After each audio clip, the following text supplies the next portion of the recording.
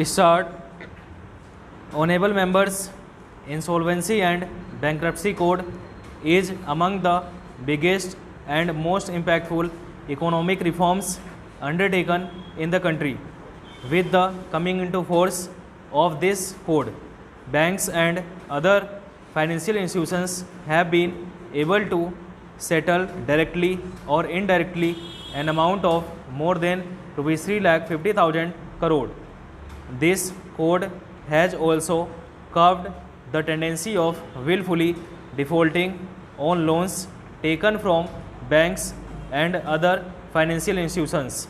Under the direct benefit transfer, funds from more than 400 schemes are being directly credited into the accounts of beneficiaries. During the last 5 years, Rs 7,30,000 crore have been transferred through DBT. So far, not only has DBT prevented Rs 1,41,000 crore from falling into wrong hands, but it has also enabled deletion of names of about 8 crore ineligible beneficiaries. DBT will be further expanded in the coming days. I would urge the state governments to use DBT in more and more schemes. Infrastructure will play an important role in ushering in a prosperous India. My government's continuous endeavor has been to build infrastructure in an economic friendly manner. Along with concrete greenery has been made an integral part of the highway and expressway projects. For supply of electricity, optimal utilization of solar energy is being stressed.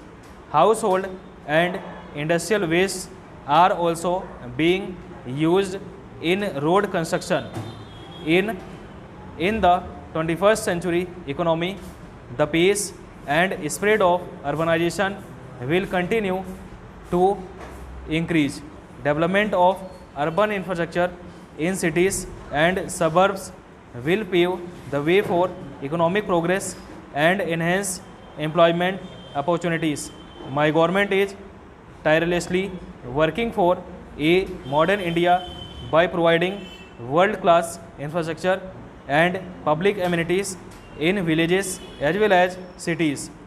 Special emphasis is being accorded to improving connectivity in the northeast, hilly and tribal areas, in addition to increasing the ease of living of citizens in the northeast. Tourism, agriculture and other allied sectors will also benefit from better connectivity. Effective steps are being taken to expand organic farming in the northeast. Under the Bharatmala project, construction or upgradation of about 35,000 kilometers of national highways is to be undertaken by 2022.